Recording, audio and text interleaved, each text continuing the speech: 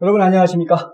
뮤주얼코주얼의 홍성구 기자입니다. 오늘 저희 스튜디오에는 부동산, 요즘 계속 뜨겁죠? 뜨거운 부동산 시장, 부동산이 사실 우리 부를 일구어 나가는데 가장 중요한 첫 출발점이기도 하고 또 큰 부를 이루기 위해서는 반드시 필요한 부분이기도 한데요.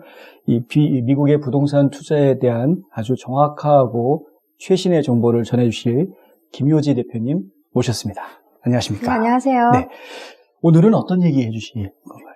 오늘은 1031 익스체인지에 대해서 분석을 좀 하면서 전반적인 세금 전략 부분에 있어서 핵심을 두고 말씀을 해드리려고 합니다. 네, 1031 저희가 예전에도 잠깐 다뤄봤던 얘기인 것 같아요. 네. 그러니까 이제 부동산을 새로운 팔 때 보통은 이게 팔면은 바로 세금을 내야 되는데 그것과 비슷한 금액의 다른 부동산을 사면은 세금을 안 내도 된다. 뭐 이런 거로 저희는 기억하고 있는데. 네. 네. 자, 어디서부터 시작해 볼까요?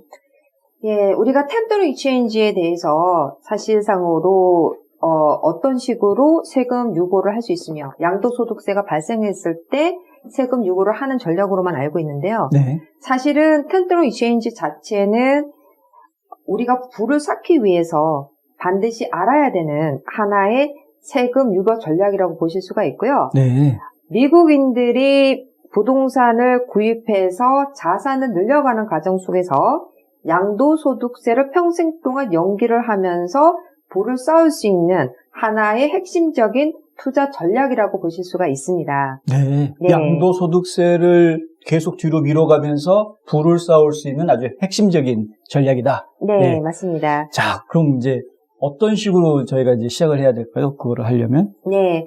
실질적으로 이거를 얼마만큼 우리가 활용을 하느냐, 그게 상당히 중요한 것 같습니다. 네. 그래서 대부분 우리가 한국인 신분으로 미국에 거주하시는 한국분들이시거나 한국에 거주하시는 한국분들이시거나 네. 동종자산 교환으로 인한 양도소득세를 평생 동안 연기할 수 있다는 이러한 세금 전략을 잘 이용을 하시고 활용을 하셔서 우리도 미국인들과 똑같은 그러한 부를 축적하는데 같은 혜택을 누릴 수 있어야 된다는 것을 저는 강조하고 싶고요. 네. 자, 그렇다면은 1031 익스체인지가 도대체 무엇인가? 그 부분을 간단하게 말씀드리면요. 네. 1031 익스체인지는 동종 자산 교환이라고 우리가 얘기를 하고 있는데요. 예를 들어서 부동산을 내가 보유하고 있는데 그 부동산이 임대용 부동산으로서 투자용 부동산으로서 소득을 창출하는 그러한 부동산을 보유하고 있고 그 부동산을 매각할 경우 발생되는 양도소득세를 우리가 유보하는 방법으로서 충족 조건이 되어야지만 1031 익스체인지를 우리가 활용하게 된다는 것인데 네. 첫 번째는 뭐냐면은 동종자산 교환이죠.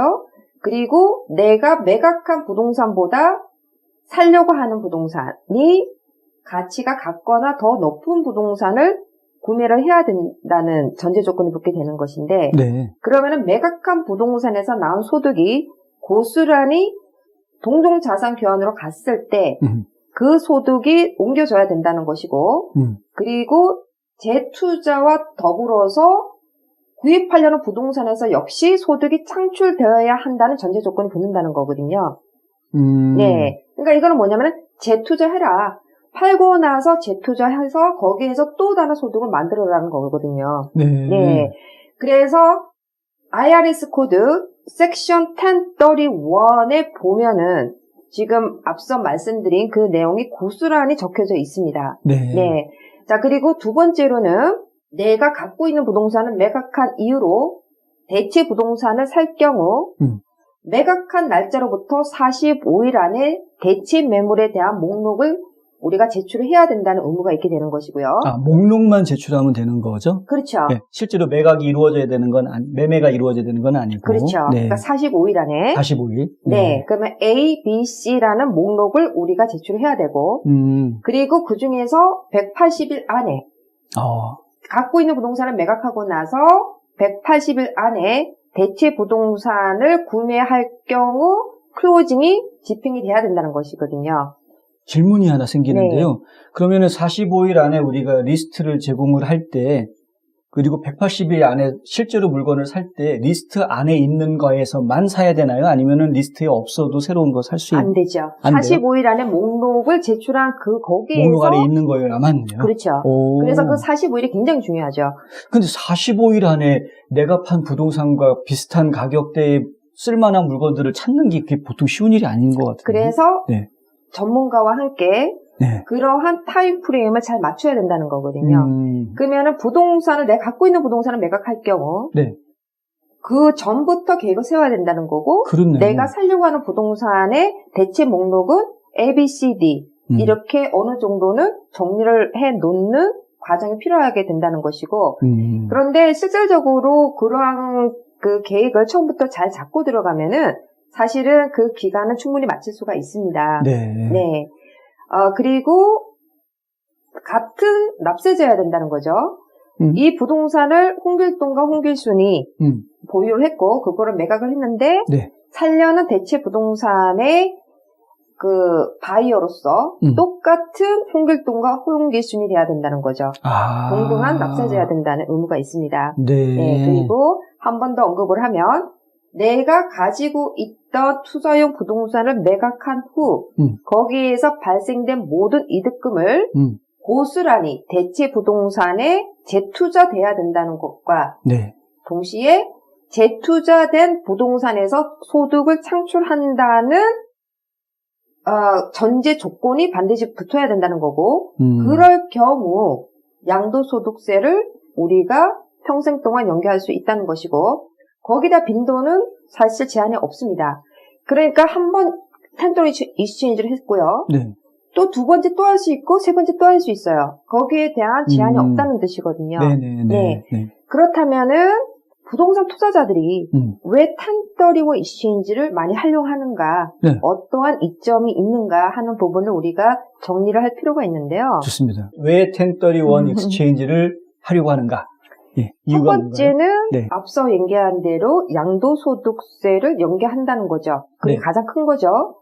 두 번째는 현금 흐름을 극대화할 수 있다는 거예요.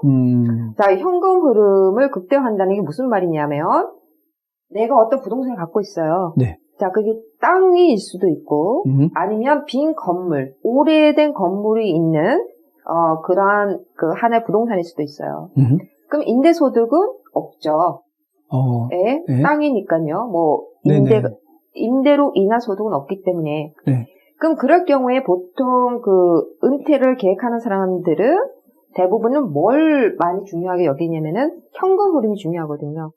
월세 소득으로 내가 어떤 삶을 사느냐, 사실 그게 중요한 거잖아요. 그렇죠. 네, 그렇기 때문에 그러한 임대 소득이 적은 부동산이거나 또는 임대 소득이 없는 부동산을 매각을 하고 그러한 소득을 거기서 나온 금액을 고스란히 대체 부동산으로 재투자할 경우 거기에 따른 양도소득세를 우리가 유보할 뿐만 아니라 거기에서 더 나은 현금 흐름을 우리가 얻을 수 있다는 거거든요. 그렇네요. 네, 그래서 이제 그런 부분을 잘 활용할 수 있다는 거고요. 네네. 그리고 또 세 번째로서는 우리가 그 포트폴리오의 다양화를 언급할 수가 있는데 네. 우리가 쉽게 얘기를 할 때 예를 들어서 200만 달러의 부동산을 내가 갖고 있었고 네. 그거를 내가 처분을 해서 네. 1031 익스체인지라는 제도를 활용해서 대체 부동산을 구입을 할 때 갖거나 그 가치가 높은 거를 우리가 가야 된다고 했잖아요. 네. 그러면 200만 달러이거나 250만 달러의 하나의 건물일 필요는 없다는 것이거든요. 아, 두 개여도 된다? 4개여야 되고, 네 개도 되고. 3개여도 되고, 2개도 되고. 여러 개로 나눠서. 여러 개로 나눌 수가 있다는 거예요. 네, 그러면은 위험의 정도를 우리가 분산시킬 수 있다는 거죠. 그렇죠. 그렇죠. 네. 나의 모든 자산을 고스란히 넣어서 위험의 그 정도가 100%, 0%가 아닌 여러 가지로 분산해서 투자했을 때는 그만큼의 그 위험으로부터 우리가 보호를 받을 수 있는 그런 부분도 있는 것이거든요. 그렇네요. 네, 근데 실질적으로 요즘에 1031 익스체인지를 하시는 투자자분들께서 많이 늘어나셨는데 네. 그 경우를 봤었을 때는 상당히 여러 가지 케이스가 그 형성이 되고 있어요. 예를 들면은 집을 뭐 50만 불에 오래전에 샀는데 네. 그것이 125만 불이 됐어요. 또는 200만 불이 됐어요. 네. 왜냐면은 일선 도시인 경우 오래된 그 도시일수록 그만큼의 자산 가치가 많이 늘어나 있잖아요. 그럴 수 있죠. 네. 네. 그러면은 양도소득세에 대한 부담 때문에 1031 익스체인지를 꼭 해야 되는 그런 입장이 되는 거거든요. 그렇네요. 네. 이제 그럴 경우에 예를 들어서 하나의 부동산으로 안 가고 대체 부동산을요. 그거를 예를 들어서 200만 달러면은 50만 달러의 어떤 거주용 주택, 임대용 부동산으로 해서 네 채가 갈 수도 있고 다섯 채가 될 수도 있겠죠. 네. 네. 그럼 그랬을 때 그 모든 것이 다 클로징이 되고 나서 그 중에 하나를 다시 또 텐더로 익스체인지로 갈 수 있다는 뜻이에요. 아. 이게 계속 이게 연결이 되는 거거든요. 그렇네요. 네. 그래서 이제 그런 부분들도 우리가 잘 활용할 수가 있는 부분이고요. 네. 또 네 번째로 중요한 거는 뭐냐면은 네. depreciation, recapture라고 그래가지고요. 감가상각. 네. 그렇죠. 네. 자, 우리가 임대용 부동산을 보유하고 있었을 때 발생하는 것은 뭐냐면은 임대소득이잖아요. 그렇죠. 자, 부동산에서 발생하는 세금은 두 가지잖아요. 하나는 임대소득, 하나는 양도소득이란 말이에요. 네. 그럼 임대소득이 발생했었을 때 거기에 대한 세금 혜택을 보기 위해서 우리가 감가상각을 많이 이용한다는 거거든요. 그러니까 빌딩 디프리시에이션이잖아요. 네네. 그러면은 연간 거기에 따른 디프리시에이션을 우리가 세금 절세 방법으로 많이 활용을 하잖아요. 그렇죠. 그러면 그러한 임대부동산을 내가 5년을 보유할 수도 있고 10년을 보유할 수가 있잖아요. 네. 그러면 그러한 절세를 계속해서 5년 동안 10년 동안 해왔다는 거고 거기에 대한 세금 혜택을 받았다는 거잖아요. 이야. 그런데 네. 팔 때는 어떻게 되냐면은 제값 다 받죠. 양도소득세가 이제 발생을 하는데 네. 그러한 경우 이미 내가 세금에 대한 혜택을 받았기 때문에 임대소득 부분에서 아이고. 팔 때는 그대로 고스란히 달러로 환산돼서 세금으로 내야 되는 의무가 생겨버려요. 와, 그 과세 대상 액수가 굉장히 커지겠네요. 그렇죠. 그러면. 네. 그렇기 때문에 1031 익스체인지를 꼭 하셔야 된다는 그렇네요. 거죠. 꼭 해야 되겠네요. 네. 미국 조지아주 김효지 부동산을 유튜브에서 만나보세요. 직접 방문하기 전에도 집안 곳곳을 살펴볼 수 있습니다. 영상으로 먼저 만나는 김효지 부동산의 하우스 투어. 부동산의 기초부터 투자까지 미국 조지아주 부동산 강의. 코로나19 사태와 관련한 부동산 시장 정보를 정리해드립니다. 유튜브 검색창에 김효지 부동산을 검색해보세요. 그런데 그런 경우가 많아요. 저희가 요즘에 1031 익스체인지를 그 트랜잭션을 많이 하게 됐는데 네네. 거기에 보면은 일단은 첫 번째로 뭐냐면은 자산 가치 상승이 너무 높았기 때문에 거기에 따른 그 양도소득세 연기 부분이 가장 큰 거고요. 네. 두 번째는 빌딩 리캡처 부분. 그 부분이 디프리시에이션 리캡처 부분이 상당히 큰 부담이 된다는 거거든요. 그렇죠. 부담되죠. 그래서 그거를 어떤 그 케이스를 보니까는 그것만 해도 거의 뭐 10몇만 불, 20만 불이 되니까 당연히 1031 익스체인지의 그러한 제도를 활용해서 우리가 또 절세를 할 수 있는 부분이고 그렇죠. 또 그러한 부분들이 모여서 또 부를 쌓을 수 있는 부분이거든요. 네네. 네. 그래서 사실은 그 1031 익스체인지는요. 미국에서 100년 동안 이어져 온 부를 쌓기 위한 하나의 핵심 전략, 부동산 투자 핵심 전략으로서 많이 활용되고 있는 그러한 부분인데 네. 사실은 우리 한국 분들께서 한국 투자자 분들께서는 투자를 함에 있어서는 굉장히 현명하게 투자를 참 잘하시거든요. 네. 근데 그 뒤로 부를 쌓을 수 있는 부분에 있어서는 조금 미국인들과 비해서는 약한 부분이 있어요.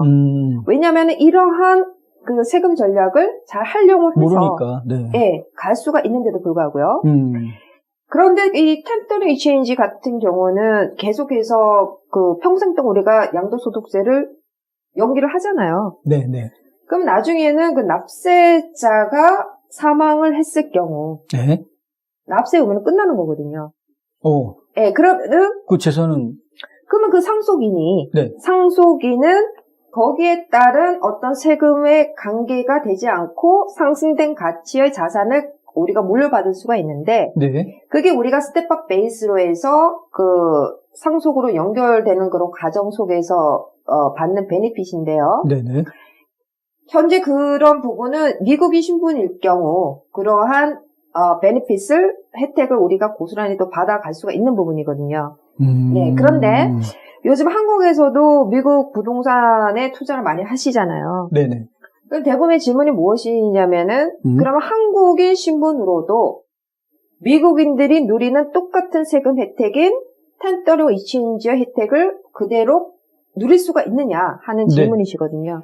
누릴 수 있습니까? 누릴 수 있습니다. 오, 한국 사람인데. 그렇죠. 네. 영주권자 아니어도. 아니어도요. 오, 네. 네. 보통 외국인 신분으로 미국에 있는 부동산을 투자할 경우에는 폴타라고 해서 네. 외국인 부동산 투자 세법에 적용을 받아요. 네. 네. 그런데 우리가 이러한 1031 exchange를 진행할 때 외국인 신분으로서도 충분히 이러한 혜택을 누릴 수 있는 방법은요. 원천 징수 증명서를 IR에서 발급만 받으면 되거든요. 오. 예, 그게 withholding certificate이라고 하는 건데요. 네네. 그러면은 그 IRS 폼 L288-B라는 그 폼이 있어요. 네. 그 폼을 작성해서 제출을 하면 withholding certificate, 원천 징수 증명서를 우리가 발급을 받을 수가 있거든요. 네. 그러면은 외국인 신분으로라도 똑같이 1030 exchange를 활용할 수가 있다는 겁니다. 근데 그 원천징수라는 거는 말 자체가 세금을 먼저 낸다라는 뜻이잖아요. 네. 그럼 세금을 내야 되는 그런 걸 받을 수 있는 건가요? 원래 그 네. 폴타의 그 법에 의하면은요, 네. 외국인 부동산 투자 세법은요, 외국인일 경우 미국 부동산을 취득하고 보유하고 매각하고 다 할 수가 있습니다. 그러나 그럴 경우에는 폴타, 그러니까 외국인 부동산 투자 세법에 적용을 받기 때문에 소득에 있어서는 두 가지가 있어요. 아까도 얘기했지만 임대용 부동산을 투자했을 경우 임대소득 발생하죠. 네. 양도소득 발생한단 말입니다. 아, 네. 그 임대소득이 발생했을 경우에는 원천 징수의 의무가 부과가 되는 거거든요. 아, 임대소득에 대해서. 그렇죠. 예. 그러면은 예를 들어서 한 달에 월세 수입이 $2,000면 네.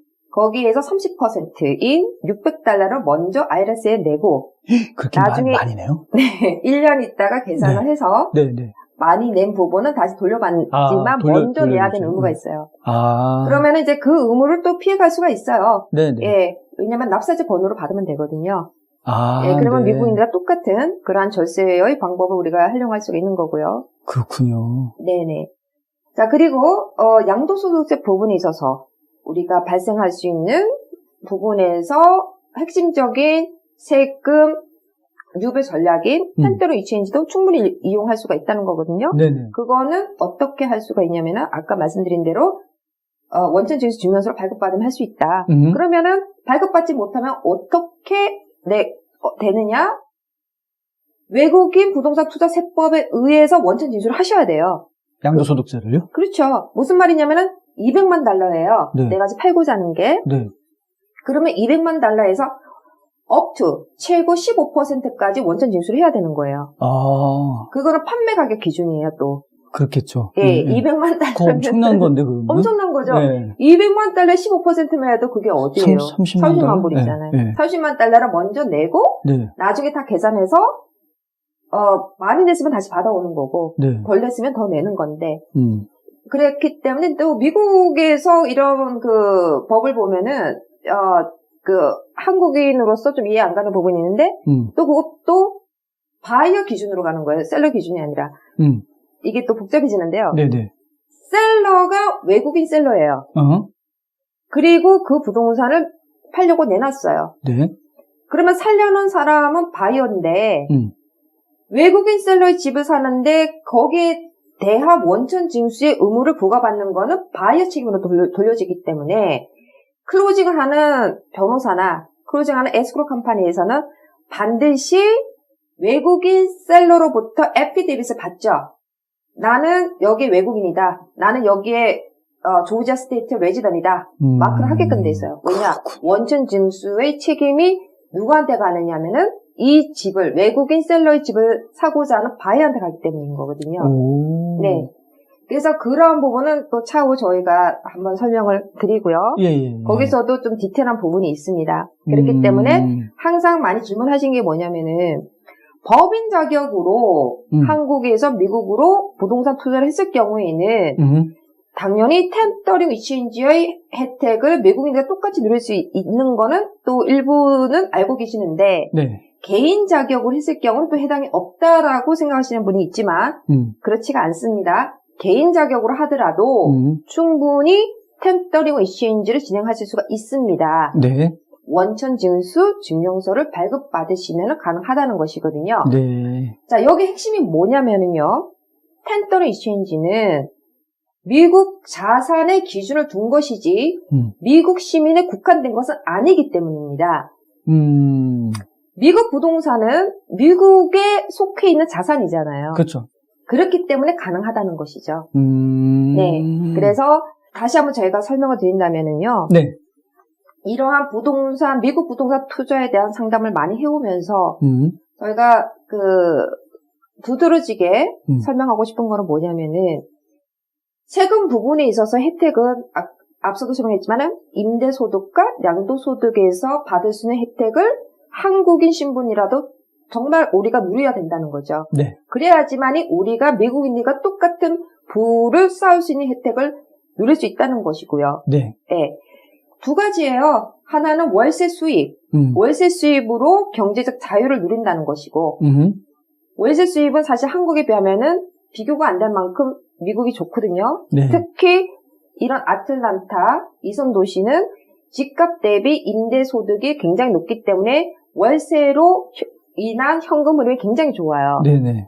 두 번째는 뭐냐면은 1030 익스체인지의 세금 전략을 충분히 활용하셔야 된다는 거거든요. 그래야지만이 우리가 한국인으로서 미국에 투자를 했을 경우에 제한을 받을 필요가 없다는 뜻이에요. 그렇죠. 우리도 미국인과 똑같은 부를 쌓을 수 있고 아메리칸 드림을 똑같이 누릴 수 있는 이러한 세금 유보 전략의 제도가 있는데도 불구하고 그러한 부분들을 제대로 활용을 못했기 때문에 네. 투자는 시작은 했으나 거기에 대해서 똑같은 혜택으로 해서 부를 쌓을 수 있는 그 한계가 있었다는 거거든요. 그렇다면 이제부터는 우리는 충분히 그러한 제도를 활용을 해야 될 필요성이 있다는 것을 강조하고 싶고요. 네. 네.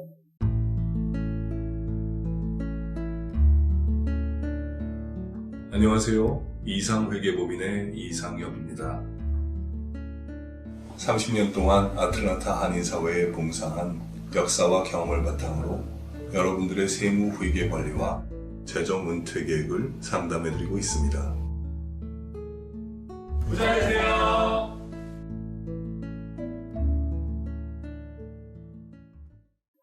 그리고 지금 여러 가지 우리가 이런 부동산 투자를 해오면서 다운 페이먼트를 우리가 왜 종잣돈이라 하잖아요. 네. 그것이 사실 미국 제도는 0%, 내 자본이 없어도 100% 융자도 할 수 있는 것이 바로 미국이거든요. 요즘도 그게 되나요? 요즘도 되죠. 오. 단지 이제 집을 살 수 있다 없다에 있어서는 네. 워낙에 경쟁 마켓이니까 물건이 없어서 그래서 그런 100% 융자를 받을 수 있는 바이어께서 비린 경쟁에서 서바이벌 하기가 힘들다는 것이지 네. 사실은 이것 자체의 융자가 없다는 건 아니거든요. 네. 그렇기 때문에 내가 얼마만큼의 자본으로 시작을 할 수 있느냐. 사실 거기에 대한 제한도 사실은 없어요, 미국은요. 네. 내가 인컴과 크레딧과 에셋만 증명이 되면은 충분히 우리는 내 자본금이 없더라도 또는 내 자본금이 5%만 되더라도 충분히 스타트를 할 수가 있는 거거든요. 오, 그렇군요. 네. 그래서 이런 미국 부동산의 특징에 대해서 우리가 좀 더 잘 알고 그런 부분들을 잘 활용하신다면은, 우리 한국인 신분으로서의 투자를 하는 투자자분들께서도 미국인과 똑같은 부를 쌓을 수 있는 혜택을 누릴 수 있다는 것을 다시 한 번 더 강조해 드립니다. 네, 잘 알겠습니다. 일단 아메리칸 드림을 저희가 이야기를 할 때 먼저 내 집 마련이 아메리칸 드림의 시작이다라고 이야기하는 분들이 굉장히 많으세요. 왜냐하면 아까 설명 들으셔서 아시겠지만 집이 있어서 만약에 저희가 그거를 렌트를 주게 되면 렌트 수입 생기죠. 시간이 지날수록 집값은 계속 올라가죠. 그러니까 자산은 점점 불어나게 되는 것이고, 그리고 렌트비를 받는다는 것은 모기지를 계속 갚아나간다는 이야기니까 결국에는 액벌이 역시 내 자산이 계속 늘어나는 것이고요. 그런데 건물에 대해서는 감가상각을 계속 계산해서 저희가 세금 보고할 때는 그것에 대한 혜택을, 감세 효과를 제가 또 볼 수도 있기 때문에 3중, 4중 효과가 있는 상황이거든요. 거기에다가 이제 1031 익스체인지를 해서 이것이 집값이 비싸지면은 그거를 팔아가지고 둘로 쪼개고 넷으로 쪼개고 이러면 이제 알까기식으로 시간이 지나면서 결국에는 내 자산이 계속 불어나는, 내가 열심히 일해서 번 돈하고는 또 별개의 자산이 불어날 수 있는 그런 기회가 만들어지는 것이기 때문에 이 주택을 소유한다라는 것은 미국에서 굉장히 큰 의미를 갖는 것은 사실입니다. 근데 그러한 아메리칸 드림을 이룰 수 있기 위해서 가장 중요한 제도적인 장치가 바로 1031 익스체인지다. 오늘 지금 우리 김 대표님 소개해 주신 이 내용이 여러분들한테 큰 도움이 됐으면 정말 좋겠고요. 꼭 시민권자나 영주권자가 아니어도 할 수 있다라는 사실, 이거 굉장히 중요한 것 같습니다. 오늘 아주 귀한 도움 말씀 주셔서 너무나 감사합니다. 네, 감사합니다.